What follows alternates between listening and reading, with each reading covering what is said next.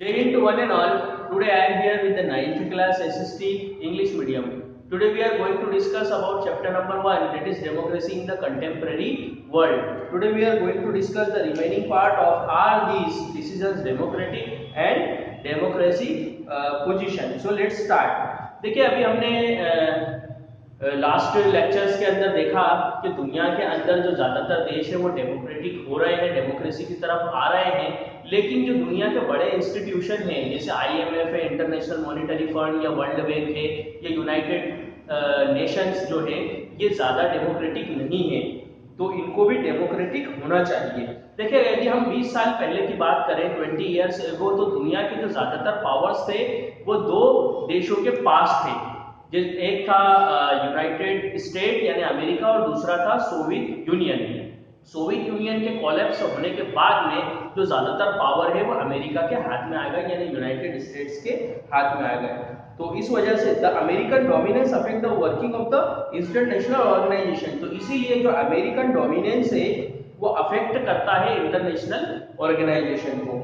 अब इसका मतलब ये नहीं है कि हम डेमोक्रेसी की तरफ ना देखें या कल की तरफ ना देखें या भविष्य की तरफ ना देखें, बल्कि हमें ये भी मालूम होना चाहिए कि दुनिया के अंदर बहुत सारे लोग ऐसे हैं जब आपस में वो एक दूसरे के टच में आए तो उन्होंने दुनिया के अंदर कुछ इंस्टीट्यूशंस बनाए हैं।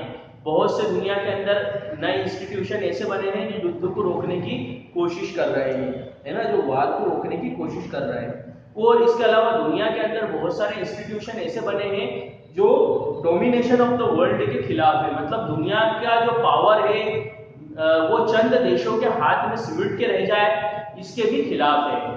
तो हमें इसके खिलाफ स्ट्रगल करनी चाहिए कि दुनिया के अंदर जो पावर है वो कुछ चंद देशों के हाथ में सिमट के रह जाए, डोमिनेशन ऑफ द वर्ल्ड इसके खिलाफ। और इसके अलावा जो वार है वो वार की संभावनाओं को रोका जाए। और ये जो इंस्टीट्यूशन है जैसे आईएमएफ है, वर्ल्ड बैंक है और यूनाइटेड नेशन है, इनको भी ज्यादातर डेमोक्रेटिक होना चाहिए।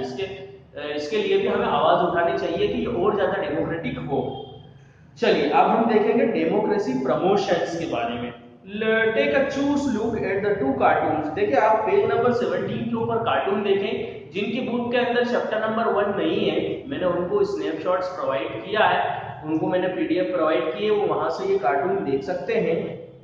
This cartoon raise a fundamental question. देखिए पेज नंबर 17 और 18 के ऊपर भी एक कार्टून है। इस कार्टून के माध्यम से आप समझ सकते हैं कि आपसे एक फंडामेंटल क्वेश्चन पूछ रहा है। Recently many powerful countries in the world, particularly United States of America, have taken the task of democracy promotion as the rest of the world। देखिए जो पावरफुल कंट्री है दुनिया की, खास तौर से अमेरिका, उसका क्या कहना है कि दुनिया के अंदर डेमोक्रेसी होना चाहिए। तो इस डेमोक्रेसी को बहाल करने के अंदर उन्होंने क्या किया? देखो इनका कहना है कि जो नॉन डेमोक्रेटिक कंट्री है उन सभी को डेमोक्रेटिक होना चाहिए।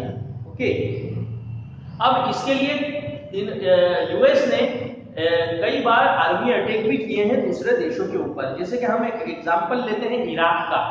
Okay, Iraq is a country western Asia के अंदर एक देश है जिसको हम कहते हैं इराक। ये ब्रिटिशर्स से इंडिपेंडेंट हुआ 1932 के अंदर। 3 डिकेड्स के बाद में, 30 सालों के बाद में एक there were a serious coup by military officer. जो मिलिट्री ऑफिसर्स थे उन्होंने क्या किया कि यहाँ की जो गवर्नमेंट है उसको कोलैप्स कर दिया। Since 1968 it was ruled by Arab socialist bath party.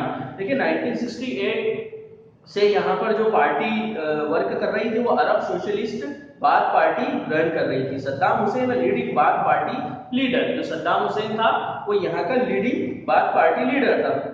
Okay, played a key role in the 1968 coup that brought the party to power।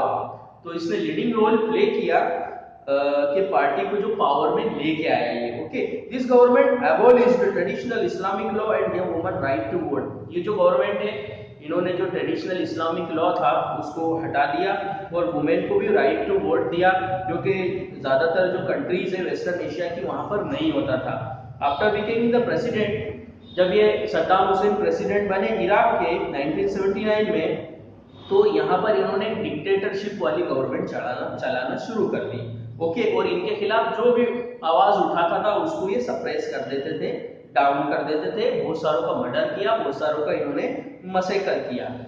तो the US and it's allies like Britain allied that the Iraq possesses secret nuclear weapon। अब देखो यहाँ पर US ने, United state ने और उसकी जो अलाइज कंट्री थी जैसे ब्रिटेन वगैरह, उन्होंने कहा कि इराक के पास में क्या है, न्यूक्लियर हथियार है, तो इसलिए इनके इसके ऊपर क्या होना चाहिए, अटैक होना चाहिए।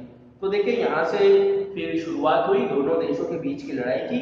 But when the UN team went to Iraq, जब यूएन टीम इराक पहुंची और सद्दाम हुसैन को उन्होंने मार डाला, तब 2003 के अंदर ये मालूम हुआ कि जो यूएस के द्वारा इल्जाम लगाया गया था कि इराक के पास में न्यूक्लियर वेपन है, तो ऐसे कोई न्यूक्लियर वेपन वहां पर निकले नहीं। उस समय यूनाइटेड नेशन के जो सेक्रेटरी जनरल थे कोफी अन्नान, उन्होंने कहा था कि अमेरिका ने जो इराक के ऊपर अटैक किया है वो इलीगल है। ओके, अब देखिए यहाँ पर हमारे माइंड के अंदर एक क्वेश्चन उठता है कि क्या जो देश डेमोक्रेटिक है, क्या उसके द्वारा, मींस अमेरिका एक डेमोक्रेटिक कंट्री है, तो क्या उसके द्वारा दूसरे देश के ऊपर, चाहे वो नॉन डेमोक्रेटिक है, इस तरीके से हमला करना, इस तरीके से वार करना, क्या ये जायज है? या इसमें ये चीज होना चाहिए कि वहां के लोग डिसाइड करेंगे, इराक के लोग डिसाइड करते हैं कि हमारी जो डिक्टेटरशिप है ये कैसे खत्म होना चाहिए, इसके लिए आवाज उठाते हैं, इसके लिए एजिटेशन करते हैं, इसके लिए धरना देते हैं, तो फिर बाकी के जो वर्ल्ड के ऑर्गेनाइजेशन और इंस्टीट्यूशन है उनका जो ध्यान अपनी तरफ आकर्षित करते हैं।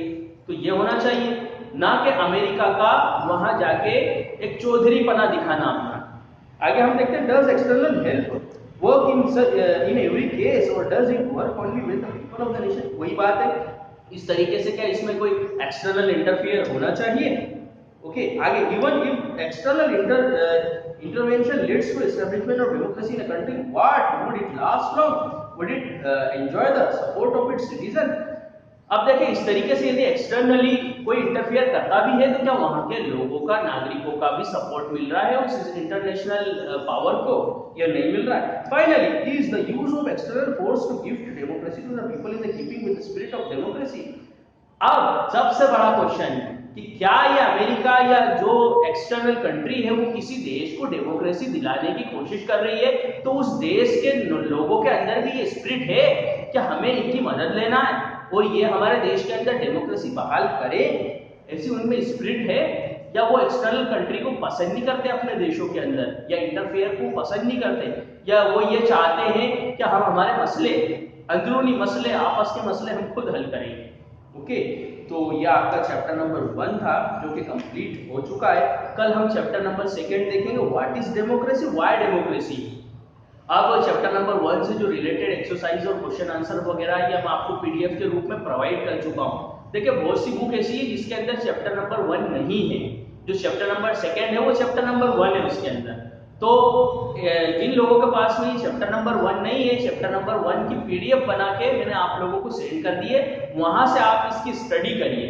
और इसके अलावा इसके एक्सरसाइज की जो पीडीएफ है वो भी मैंने आप लोगों को सेंड कर दी है, तो आपको वहां से लिखना है। ओके, तो आज के लिए बस इतना ही। जय हिंद, जय भारत।